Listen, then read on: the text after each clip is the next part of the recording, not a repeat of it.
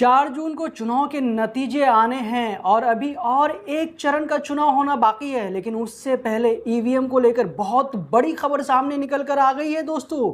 Counting से पहले पहले ईवीएम का खेला शुरू हो गया है। उत्तर प्रदेश के जौनपुर में देर रात एक गाड़ी पकड़ी गई, जिस गाड़ी में ईवीएम ही ईवीएम भरा था। ईवीएम वाली गाड़ी पकड़े जाने के बाद इंडिया गठबंधन यानी सपा वालों ने जमकर हंगामा कर दिया और ये वीडियो पूरे देश में आग की तरह फैल गया।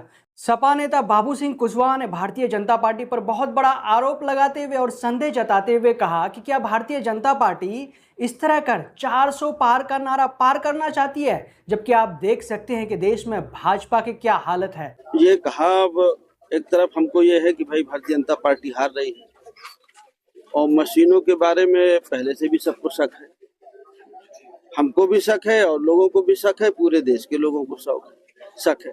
जहाँ एक तरफ भरोसा नहीं है और जहाँ ये घटनाएं घट जाती हैं तो और अंदेशा हो जाता है। तो अभी बातचीत हुई है तो डीएम साहब ने कहा कि अभी हम लिस्ट दिखा देते हैं, आप चेक कर लीजिए। रिजर्व में रखी थी, इनको इसको रखना था जिला कलेक्ट्रेट में, वो कह रहे हैं धोखे से यहाँ आ गए। लेकिन हमारे साथी सब कह रहे हैं धोखे से नहीं आई, धोखे से और कहीं क्यों नहीं गई, यही क्यों आई धोखे से। हमारे साथियों का कहना है कि भाई हम देख लेते हैं, अगर रिजर्व की मशीनें हैं तो कोई दिक्कत नहीं। उन सभी वीडियोज और फोटोज को अपलोड करते हुए बाबू सिंह कुशवाहा ने ट्वीट कर एक बहुत बड़ी बात कह दी है, जो आपको एक बार जरूर सुनना चाहिए। वो लिखते हैं कि जौनपुर लोकसभा 73 में चुनाव संपन्न होने के बाद पश्चात निजी साधन डीसीएम में अवैध रूप से इन ईवीएम मशीनों को स्ट्रांग रूम में जमा कराने के लिए लगाई गई है। आशंका जताई जा रही है कि इन अवैध मशीनों को सही मशीनों के साथ मिलाया जा सकता है। क्या कह रहा है दोस्तों?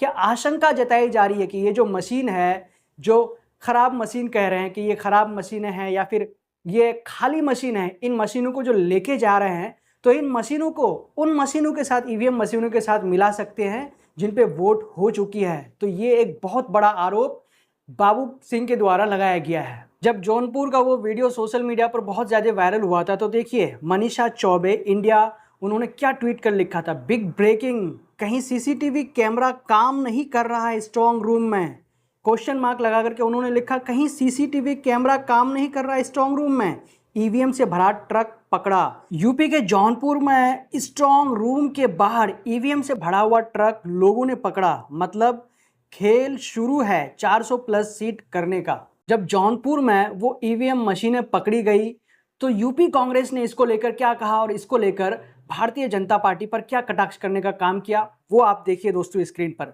लोकतंत्र की हत्या करने की कोशिश करते फिर पकड़ी गई बीजेपी।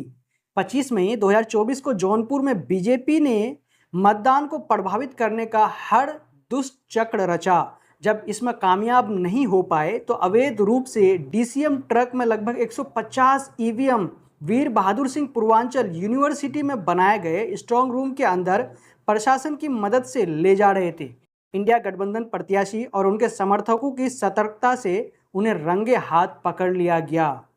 वहीं पे इलेक्शन कमीशन को सवाल पूछते हुए लिखते हैं कि क्या अब भी हम आपसे निष्पक्ष चुनाव की उम्मीद कर सकते हैं।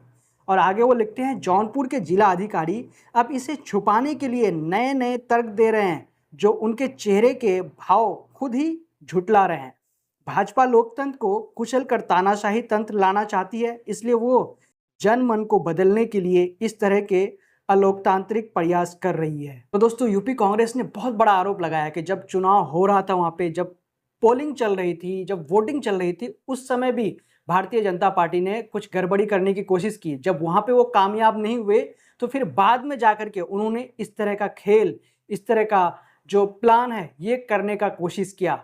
जबकि आगे उन्होंने ये भी कहा कि जो डीएम है, डीएम ने इसके बारे में जवाब दिया कि ये मशीनें कहाँ से कहाँ पर जा रही थी। लेकिन यूपी कांग्रेस का कहना है कि जब डीएम इसकी सफाई दे रहे थे, इसका जवाब दे रहे थे, तो आप उसके चेहरे के एक्सप्रेशन को देखते कि किस तरह से उसका चेहरे का एक्सप्रेशन था। और अंत में इसी कारण यूपी कांग्रेस फिर से चुनाव विभाग को सवाल पूछते हुए लिखते हैं कि क्या हम ये चीज़ मान लें कि सच में निष्पक्ष चुनाव हो रहा है, या फिर निष्पक्ष चुनाव की हम आपसे पूरी उम्मीद कर सकते हैं। तो दोस्तों यहाँ पर सबसे बड़ा सवाल ये खड़ा होता है कि आखिरकार जब भी, इससे पहले भी आपने 2019 के चुनाव में देखा होगा कि वहाँ पे भी ये बात सामने निकल कर आई थी, या फिर इस तरह की खबर सामने निकल कर आई थी कि जब काउंटिंग होना था, जब रिजल्ट आना था, उससे कुछ दिन पहले ईवीएम मशीन का एक जगह से दूसरी जगह ले जाने की खबरें आई थी।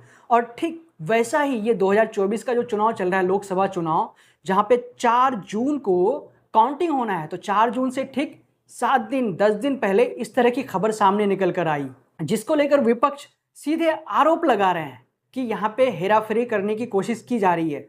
जहां पर भारतीय जनता पार्टी 400 पार का नारा दिए हैं, तो शायद के इसी हेराफेरी करके वो 400 पार का नारा पूरा करना चाहते हैं। ये बहुत बड़ा आरोप उन्होंने लगाया है। तो दोस्तों, जौनपुर में लगभग 150 से अधिक ईवीएम का पकड़े जाने के बारे में आपका क्या कहना है, हमें कमेंट करके ज़रूर बताएं। जब तक के लिए हम आपसे लेते हैं इजाज़त। अगर आपने अब तक हमारे चैनल द ट्विस्ट को सब्सक्राइब नहीं किया है तो प्लीज़ सब्सक्राइब कर दें और साथ में बेल आइकन को दबा दें। जय हिंद, जय भारत।